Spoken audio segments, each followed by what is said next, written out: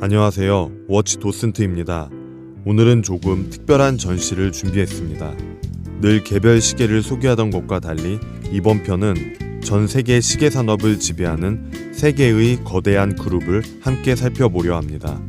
바로 스와치 그룹, 리치몬드 그룹, 그리고 LVMH 그룹입니다. 이 세 그룹은 단순한 브랜드가 아닙니다. 수십 개의 매종을 거느리고 전통과 혁신, 그리고 자본을 앞세워 세계 시계 시장의 대부분을 장악하고 있죠. 현재 글로벌 럭셔리 시계 시장 규모는 2022년 기준 약 430억 달러로 매년 약 5% 성장률을 보이며 꾸준히 확대되고 있습니다. 이 가운데 세 그룹이 차지하는 비중은 절반 이상으로 사실상 시장의 흐름을 좌우한다고 할 수 있습니다. 우리가 알고 있는 오메가, 까르띠에, 불가리, 태그웨어 같은 이름들이 사실은 각각 다른 그룹의 일부라는 사실 알고 계셨나요? 오늘 전시에서는 각 그룹이 어떻게 시작되었고 누가 이끌고 있으며 어떤 브랜드들을 통해 어떤 시장을 겨냥하고 있는지, 그리고 그 전략적 차이가 무엇인지 하나씩 짚어보겠습니다. 왜 하필 세 그룹이냐고요? 케어링 그룹은 지라드 페리고나, 율리스 나르덴 등의 초하이엔드 브랜드를 부유했었지만 이제는 이미 시계 부분을 매각했고 롤렉스, 파텍 필립, 오데마 피게 같은 매종들은 그룹이 아닌 독립 브랜드로 움직입니다. 일본에는 세이코, 시티즌, 카시오 같은 거대 그룹이 존재하지만 글로벌 럭셔리 시계 시장보다는 대중성과 실용성에 강점을 가지고 있습니다. 미국의 파슬 그룹 또한 알마니, DKNY, 디젤 등의 저가, 패션 워치 중심의 포트폴리오로 명품 시계 시장과는 결이 다릅니다. 독일 글라슈테 지방은 글라슈테 오리지널, 랑에 운투제네, 노모스 등 개별 브랜드들이 클러스터 형태로 모여 있지만 같은 그룹은 아닙니다. 그래서 럭셔리 시계 산업 전체를 그룹, 단위로 설명할 수 있는 건 바로 이 세 축뿐입니다. 오늘의 전시에서는 각 그룹이 어떻게 시작되었고 누가 이끌고 있으며 어떤 브랜드들을 통해 어떤 시장을 겨냥하는지, 그리고 그 전략적 차이가 무엇인지 하나씩 짚어보겠습니다. 이제 세계 시계 산업의 거대한 무대 뒤편을 함께 걸어가 보시죠. 1970년대 스위스 시계 산업은 몰락 직전에 있었습니다. 1969년 일본 세이코가 내놓은 쿼츠 시계는 스위스 시계보다 높은 정확도에 가격은 훨씬 저렴했습니다. 일본산 쿼츠가 세계를 석권하면서 스위스 시계 산업의 고용 인구는 9만 명에서 2만 5천 명으로 줄었고 점유율은 10%대로 추락했죠. 당시 스위스를 대표하던 두 축, SSIH와 ASUH도 무너져 가고 있었습니다. SSIH에는 오메가, 티소, 르마니아가 있었고 ASUH에는 론진, 라도, 미도, 해밀턴, 에터나, 그리고 전세계 무브먼트의 심장 ETA가 있었습니다. 오메가와 론진 같은 100년 넘은 매종조차 파산 직전 스위스 시계 산업은 더 이상 예전의 영광을 지킬 수 없어 보였습니다. 이때 등장한 인물이 니콜라스 하이에크였습니다. SSIH와 ASUH의 주 채권단인 스위스 은행이 니콜라스 하이에크가 설립한 컨설팅 기업 하이아크 엔지니어링의 컨설팅을 의뢰했고, 하이아크는 시계 산업에 종사하던 사람은 아니었지만 스위스 시계 산업 전반을 진단하고 시계 시장의 90%를 차지하는 저가 제품을 생산해야 한다는 결론을 내렸습니다. 처음에는 스위스 시계의 고급스러운 이미지를 훼손한다며 반대했으나 하이에크는 채권단을 설득하게 됩니다. 1983년 그는 전혀 새로운 브랜드를 세상에 내놓습니다.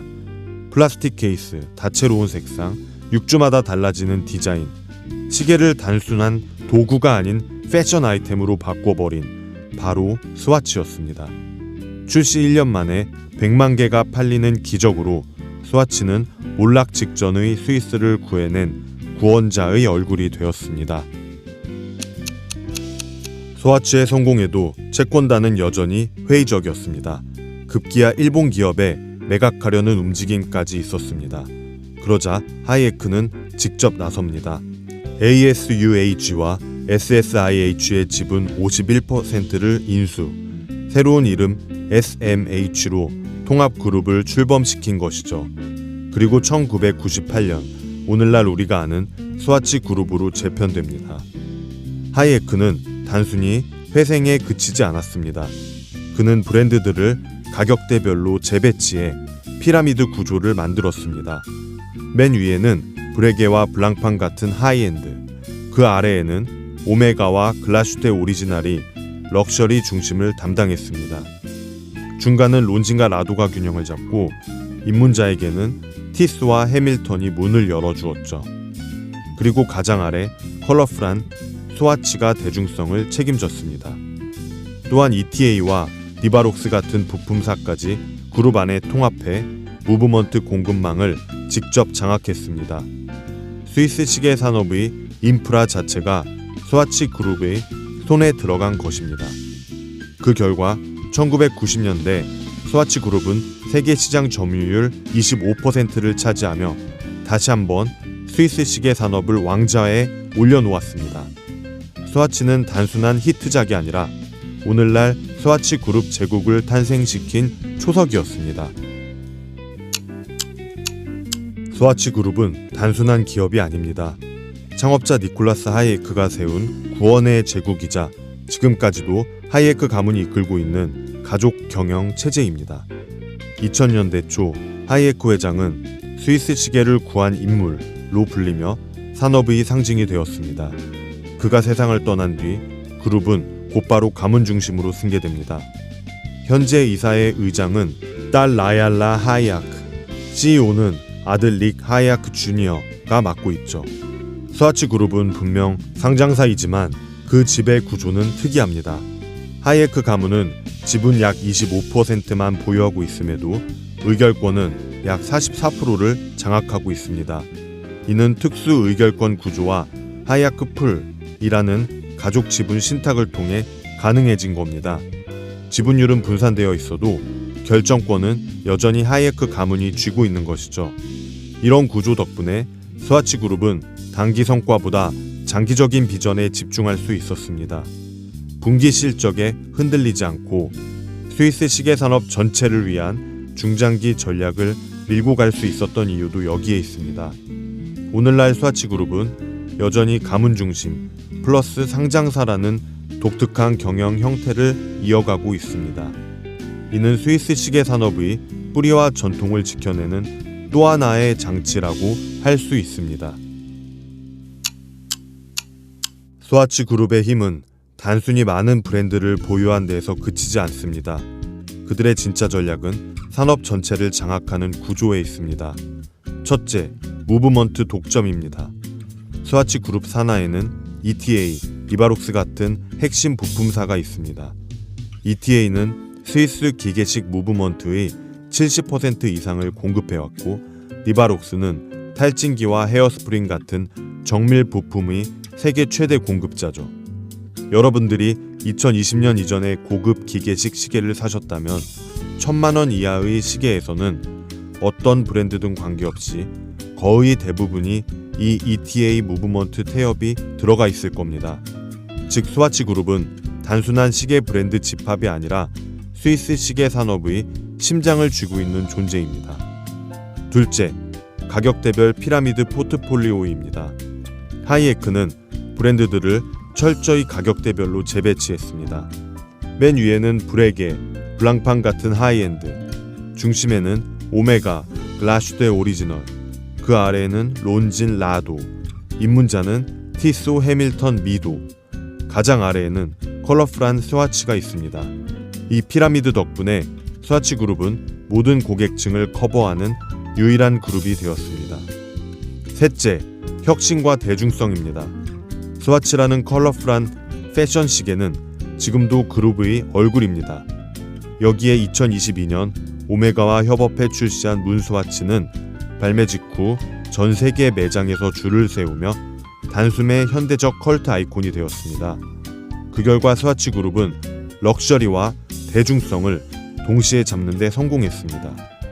그리고 잊지 말아야 할 또 하나, ETA 무브먼트 공급 제한입니다. 니콜라스 하이에크는 기계식 시계가 껍데기 브랜드에 종속돼선 안 된다며 ETA 범용 무브먼트 공급을 단계적으로 줄였습니다. 이 결정은 스위스 전통 시계사들을 강제로 인하우스 무브먼트 경쟁에 뛰어들게 했고 오늘날 하이엔드 브랜드들의 기술 자립을 이끈 전환점이 되었습니다. 넷째, 규모의 경제와 안정성입니다.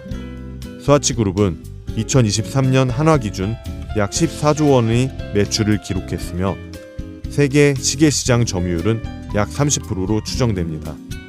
산업 인프라와 브랜드 피라미드를 동시에 준 덕분에 리치몬트나 LVMH와 달리 가장 안정적인 포트폴리오를 가진 그룹이라는 평가를 받습니다.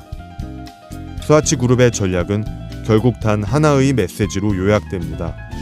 우리가 곧 스위스 시계 산업이다. 스와치 그룹의 가장 큰 무기는 다양성과 라인업입니다. 단일 브랜드로는 설명할 수 없는 거대한 피라미드가 세워져 있죠. 전 세계 5대 시계 브랜드 중 하나인 브레게를 보유하고 있고 롤렉스보다 상위 브랜드로 평가받는 글라슈데 오리지널과 블랑팡을 소유하고 있고 그룹의 핵심 럭셔리 브랜드인 오메가는 연 매출 3조 원 이상을 기록하며 단일 브랜드로는 그룹 매출의 절반 가까이를 책임집니다.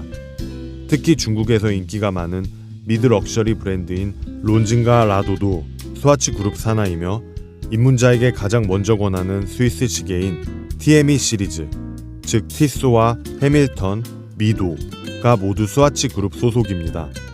그리고 맨 아래 그룹의 얼굴이자 상징인 스와치. 스와치는 여전히 대중성을 대표하는 브랜드입니다. 이렇게 브레게에서 스와치까지 스와치 그룹은 피라미드 전체를 단 한 그룹 안에서 구현합니다. 이는 리치몬트나 LVMH와 비교했을 때 가장 뚜렷한 차별점이자 스와치만의 힘입니다. 스와치 그룹은 세계 최대 시계 그룹이지만 그렇다고 장밋빛 미래만 있는 건 아닙니다. 강점과 약점, 그리고 기회와 위협을 함께 짚어보겠습니다. 강점, 무엇보다 산업 인프라를 통째로 쥐고 있다는 점입니다. ETA 무브먼트 같은 핵심 부품을 그룹 내부에서 공급하며 스위스 시계의 생태계 자체가 스와치 그룹을 중심으로 돌아갑니다. 그리고 피라미드형 포트폴리오, 브레게 같은 하이엔드부터 티소, 스와치 같은 엔트리까지 모든 소비자층을 커버하는 유일한 그룹입니다. 약점, 하지만 하이엔드 영역에서의 존재감은 다소 약합니다. 브레게와 블랑팡은 뛰어난 유산을 갖고 있음에도 롤렉스나 파텍 필립, 오데마 피게 같은 대중적인 영향력은 미치지 못하고 있죠. 또한 그룹 규모가 너무 커지면서 브랜드별 정체성이 모호해지는 경우도 지적됩니다. 개인적으로는 특히 론진의 포지셔닝을 재편해야 한다고 생각합니다.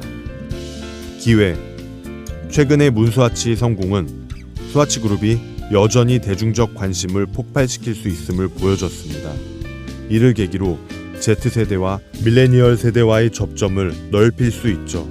또한 글로벌 럭셔리 시계 시장은 2022년 기준 약 430억 달러, 매년 5% 성장률을 기록하며 꾸준히 확대 중입니다.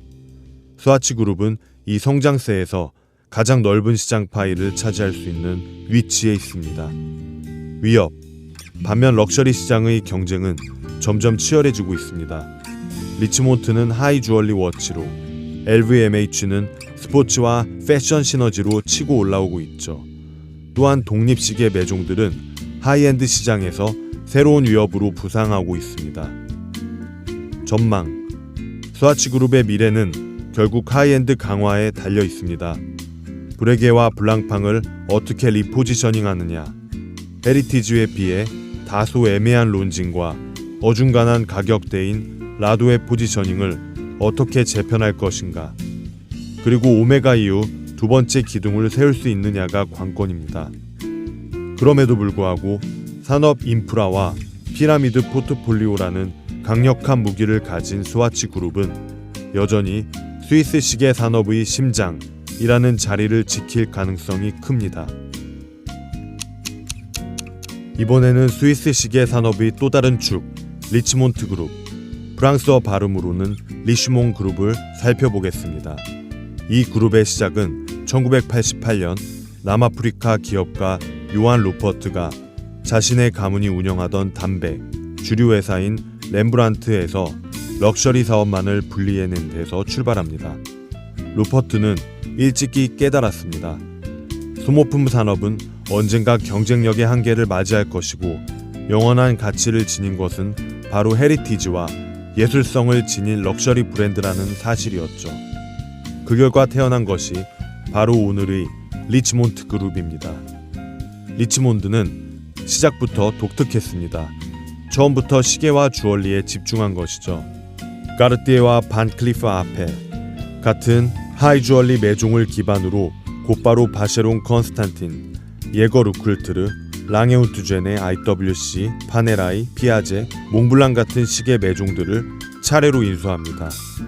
이렇게 해서 리치몬트는 단숨에 하이엔드 시계와 주얼리의 왕국으로 자리매김했습니다.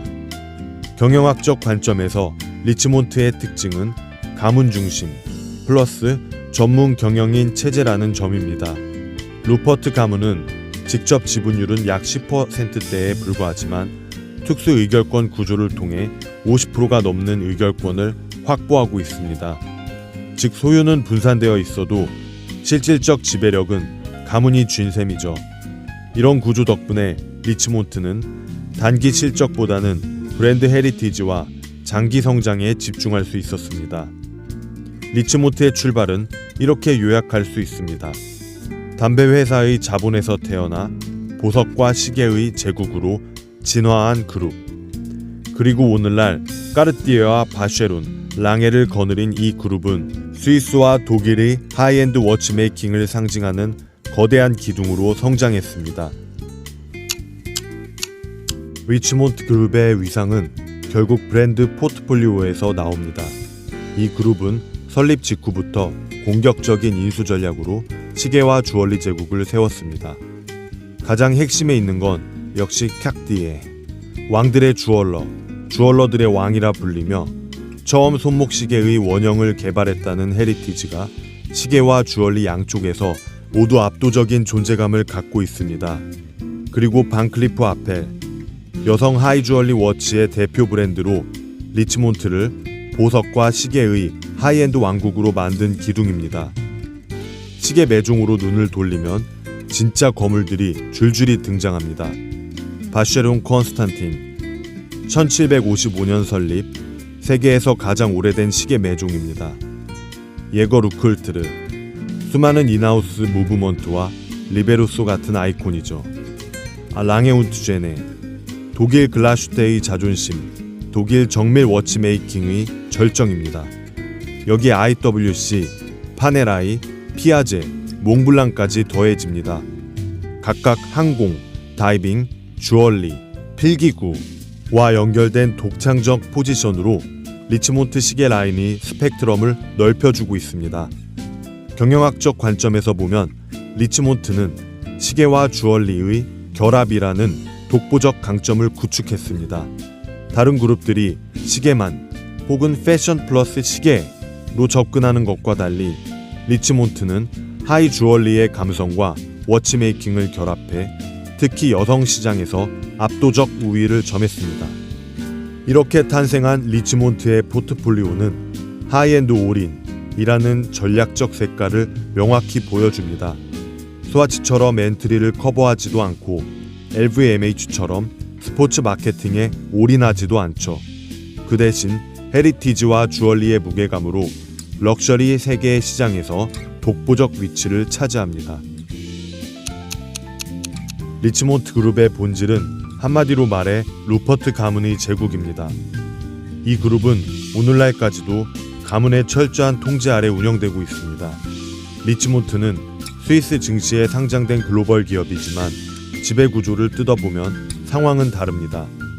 루퍼트 가문은 9% 남짓한 보통주 지분만 보유하고 있지만 AB 이중 의결권 구조를 통해 의결권의 51% 이상을 장악하고 있습니다.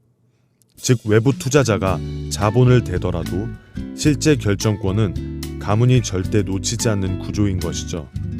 현재 회장은 창업자 요한 루퍼트, 그리고 이사회와 주요 경영진에도 루퍼트 가문이 깊숙이 관여하고 있습니다. 다만 운영 자체는 전문 경영인을 병행해 글로벌 시장의 복잡한 요구에 대응할 수 있도록 설계되어 있습니다. 경영학적으로 보면 이 구조는 지속성과 안정성이라는 장점이 있습니다. 분기 실적에 흔들리지 않고 수세대에 걸친 장기 전략을 추진할 수 있기 때문이죠. 하지만 동시에 폐쇄성과 혁신 지연이라는 리스크도 존재합니다.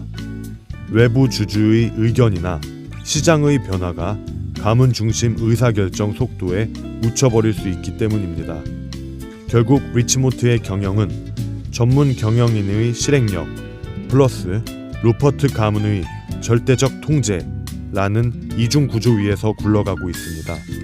그리고 이 체제는 그룹이 지향하는 하이엔드 럭셔리의 장기적 가치 유지와 맞물려 지금까지는 안정적으로 작동해 왔습니다. 리치모트 그룹의 전략은 한마디로 하이엔드 집중입니다. 스와치 그룹이 피라미드 구조로 하이엔드에서 엔트리까지 전 계층을 커버한다면 리치모트는 정반대 길을 택했습니다. 까르띠에, 바쉐룬 컨스탄틴, 예거 루클트르, 랑에우트제네 이름만 들어도 전통과 유산이 느껴지는 브랜드들이 리치모트의 중심에 서 있습니다. 전략적 특징 첫 번째, 보석과 시계의 융합입니다. 까르띠에와 반클리프 같은 주얼리 매종은 단순히 여성 시계를 만드는 것이 아니라 하이 주얼리 워치라는 독보적인 영역을 개척했습니다. 이 부분은 스와치나 LVMH가 쉽게 따라올 수 없는 강점이죠. 두 번째는 문화와 예술 중심 마케팅입니다. LVMH가 F1, 축구 같은 스포츠 스폰서십에 자금을 쏟아붓는다면 리치모트는 미술 전시, 클래식 음악, 장인 예술 후원에 집중합니다. 까르띠에 현대미술재단, 랑에의 아트 프로젝트가 대표적입니다. 이는 단순 광고가 아니라 브랜드를 예술과 동일선상에 올려놓는 작업입니다. 세 번째, 디지털과 리세일 진출입니다.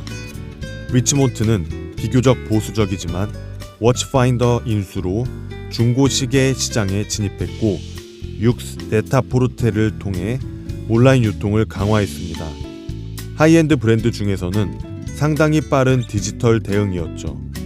경영학의 시각에서 보면 리치모트의 전략은 집중과 차별화입니다. 하이엔드와 주얼리에 집중하고 예술, 문화 마케팅으로 차별화하며 디지털로 새로운 성장 동력을 탐색하는 것. 결국 리치모트는 대중적 시장을 포기하는 대신 하이엔드 고객과 여성 소비자라는 확실한 틈새를 장악했습니다. 이것이 바로 리치모트가 선택한 길입니다. 리치모트 그룹의 힘은 결국 브랜드 라인업에 있습니다. 보석과 시계를 아우르는 포트폴리오 덕분에 리치모트는 하이엔드 럭셔리의 최전선에 서 있죠. 먼저 하이엔드 시계 매종입니다.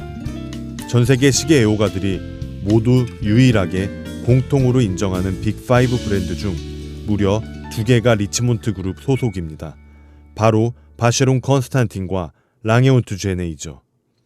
또한 하이엔드 워치메이킹의 정수인 예거 루클트르도 리치모트의 식구입니다. 두 번째, 럭셔리 메인스트림입니다.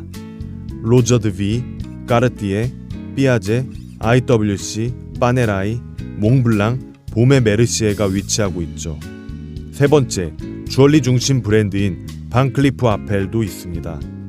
이 라인업은 단순히 시계 브랜드 집합이 아니라 시장 세그멘트별 확실한 포지셔닝을 보여줍니다. 하이엔드 매종이 기술력과 유산을 담당하고 까르띠에와 IWC 같은 브랜드가 매출 볼륨을 담당하며 반클리프 아펠이 여성 고객을 묶어두는 구조입니다. 경영학적 관점에서 보면 리치모트는 피라미드형 구조 대신 하이엔드 집중 포트폴리오를 선택했습니다. 고객을 넓게 가져가기보다는 상위 시장에서 깊게 뿌리내리는 전략이죠. 리치모트의 마케팅은 한마디로 예술과 문화로 브랜드를 빛낸다입니다. 스포츠 스타와 빅 이벤트에 의존하는 LVMH, 대중적 협업으로 화제를 만드는 스와치 그룹과 달리 리치모트는 훨씬 더 고요하고 품격 있는 길을 택했습니다. 리치몬트의 마케팅은 브랜드 자산 구축형입니다. 즉각적인 판매 촉진보다는 브랜딩 구축을 통한 마케팅은 하이엔드 럭셔리의 본질과도 맞닿아 있습니다. 리치몬트 그룹은 하이엔드 제국이지만 그렇다고 무적의 성은 아닙니다. 강점과 약점, 그리고 기회와 위협을 함께 짚어보겠습니다. 강점, 무엇보다 하이엔드 브랜드의 깊이입니다. 바쉐론 컨스탄틴, 랑에우트젠의 예거 루클트르 같은 매종들은 기술과 유산의 정점에 서 있습니다. 또한 까르띠에, 반클리프 아페, 피아제 등은 여성 주얼리 워치에서 독보적인 위치를 차지하며 리치몬트만의 확실한 차별화를 만들어냈습니다. 약점, 그러나 대중적 세그먼트가 비어있다는 점이 한계입니다. 티소 해밀턴 같은 브랜드가 없으니 젊은 고객이 쉽게 진입할 사다리가 없는 것이죠. 지금은 리치몬트에서 약간 버린 듯한 느낌인 봄의 메르시에는 이 부분에서 아쉽기만 합니다. 또 루퍼트 가문 중심의 보수적 의사 결정은 빠른 혁신을 가로막는 약점으로 지적됩니다. 기회, 리치몬트는 글로벌 럭셔리 시계 시장 중 하이엔드와 여성 주얼리 워치에서 가장 큰 파이를 가져갈 수 있는 그룹입니다. 또 워치파인더, 인수를 통한 중고 리세일 시장 진출은 앞으로의 성장 모멘텀이 될 수 있습니다. 위협, 반대로 경쟁은 갈수록 치열합니다. 롤렉스와 파텍 필립, 오데마 피게 같은 독립 매종은 여전히 하이엔드 시장의 아이콘으로 군림하고 있고 LVMH는 젊은 감각과 스포츠 마케팅으로 새로운 고객층을 빠르게 끌어들이고 있습니다. 글로벌 경기 불황이 럭셔리 소비를 위축시킬 가능성도 리치몬트에게는 부담 요인입니다. 전망, 리치몬트의 미래는 결국 젊은 세대와 디지털에 달려 있습니다. 하이엔드 중심이라는 강점을 지키면서도 워치파인더와 같은 디지털 플랫폼을 활용해 새로운 고객을 흡수할 수 있느냐가 관건이죠. 그럼에도 불구하고 까르띠에와 바쉐론, 랑에로 대표되는 리치몬트의 포트폴리오는 여전히 하이엔드 럭셔리의 최후의 보루로 자리할 가능성이 큽니다. 마지막으로 살펴볼 그룹은 LVMH, 루이비통 모ët 헤네시. 오늘날 명실공히 세계 최대의 럭셔리 그룹이지만 시계 산업에 본격적으로 뛰어든 건 비교적 최근의 일입니다. 1987년 루이비통과 모ët 헤네시의 합병으로 태어난 LVMH는 패션, 주얼리, 와인, 화장품을 잇따라 장악하며 럭셔리 제국으로 성장했습니다. 하지만 1990년대까지만 해도 시계는 LVMH의 핵심이 아니었습니다. 시계는 오히려 스와치와 리치몬트가 양분하는 시장이었죠.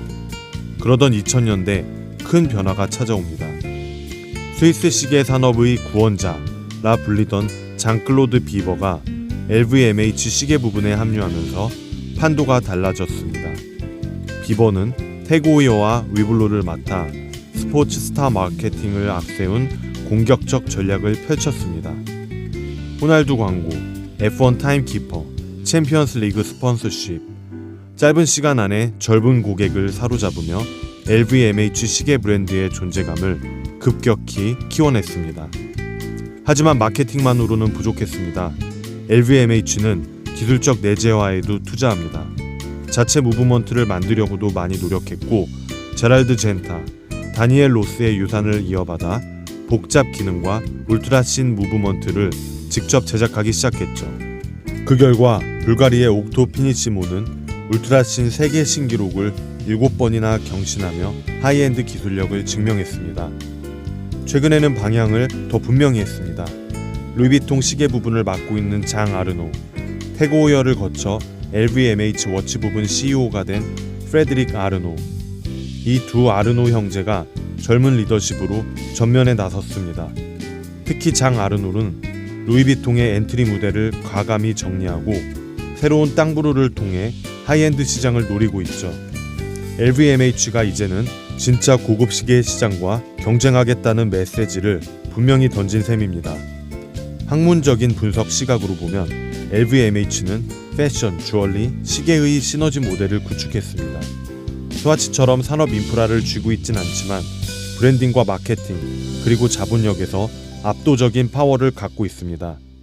2022년 LVMH의 전체 매출은 약 863억 달러, 그중 워치 앤 주얼리 부분은 약 12%인 103억 달러를 차지했습니다.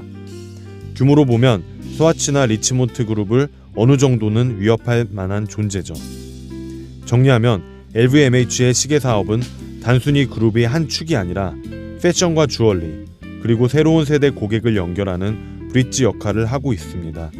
그리고 이제는 단순히 뒤쫓는 것이 아니라 하이엔드 워치메이킹의 새로운 주인공이 되겠다는 야심을 드러내고 있는 단계입니다.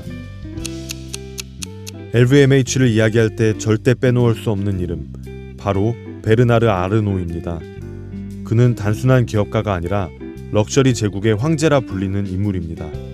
2023년 기준 세계 부호 순위 1에서 2위를 오가며 자신이 만든 제국을 굳건히 지배하고 있습니다. 그렇다면 아르노 가문은 어떻게 LVMH를 지배할까요? LVMH는 분명 파리 증시에 상장된 공개 기업이지만 실제 지배 구조는 가문 중심으로 설계되어 있습니다. 크리스티앙 디올 SE라는 지주회사를 통해 LVMH의 지분 약 41%, 그리고 의결권이 약 60%를 장악하고 있습니다. 즉 외부 투자자가 아무리 주식을 사도 최종 결정권은 아르노 가문이 쥐고 있는 셈입니다. 이제 중요한 건 승계 구도입니다. 베르나르 아르노 회장은 5자녀를 모두 그룹 내 요직에 배치하였습니다. 장남 안뚜안 아르노는 그룹 커뮤니케이션 앤 CSR 총괄, 장녀 델핀 아르노는 현재 디올 CEO, 삼남 알렉상드르 아르노는 티파니의 부사장, 사남 프레드릭 아르노는 태고웨어 CEO를 거쳐 2023년 LVMH 워치 부분 CEO, 막내 잔 아르노는 루이비통 워치 디렉터. 가문의 모든 세대가 이미 경영 전면에 올라와 있고 각각의 자녀가 패션, 주얼리, 시계, 화장품을 맡아 세대 간 분업 구조를 이루고 있습니다. 경영학적인 시각에서 보면 이 구조는 가문 중심 장기 전략 플러스 전문 경영인의 실행력이 결합된 모델입니다. 특히 시계 부분은 젊은 아르노 형제가 주도하며 새로운 세대와 직접 소통하는 창구 역할을 하고 있습니다.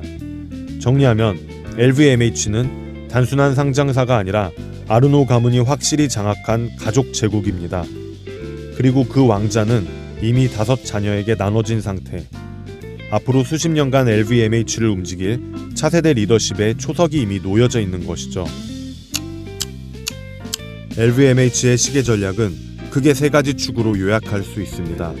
브랜딩 시너지, 하이엔드 도전, 그리고 스포츠 마케팅입니다. 첫 번째, 브랜딩 시너지. LVMH는 패션, 주얼리, 화장품, 와인까지 럭셔리 산업 전반을 장악한 그룹입니다. 시계는 그 포트폴리오의 한 축일 뿐만 아니라 패션과 주얼리 고객을 시계로 자연스럽게 끌어들이는 브릿지 역할을 합니다. 예컨대 불가리는 주얼리에서 시작해 옥토 피니시모로 기술력을 인정받았고, 티파니와 쇼맨은 여성 주얼리 워치에서 존재감을 넓혀가고 있죠. 두 번째, 하이엔드 도전. 스와치는 산업 인프라를, 리치몬트는 헤리티지를 무기로 삼았다면 LVMH는 도전과 혁신을 택했습니다. 제럴드 젠타, 다니엘 로스, 그리고 최근의 아크리비아까지 전설적인 독립 매종을 그룹 안으로 편입시키며 하이엔드 시계 시장의 문을 두드리고 있습니다. 그리고 제네바의 공장을 통해 울트라신 무브먼트와 컴플리케이션을 자체 제작하며 기술력 부족이라는 약점을 메워가고 있죠. 세 번째, 스포츠 마케팅. 태고웨어를 중심으로 한 F1 스폰서십, 위블로의 챔피언스 리그와 월드컵 타임키퍼 경험은 LVMH 시계의 상징적 무기입니다. 롤렉스가 오랫동안 지켜온 F1을 아버지 아르노의 엄청난 자본 투입으로 태고웨어가 이어받으면서 LVMH는 막대한 자금을 투입해 젊은 고객층을 직접 공략하고 있습니다. 이 부분은 스와치나 리치몬트가 쉽게 따라올 수 없는 영역입니다.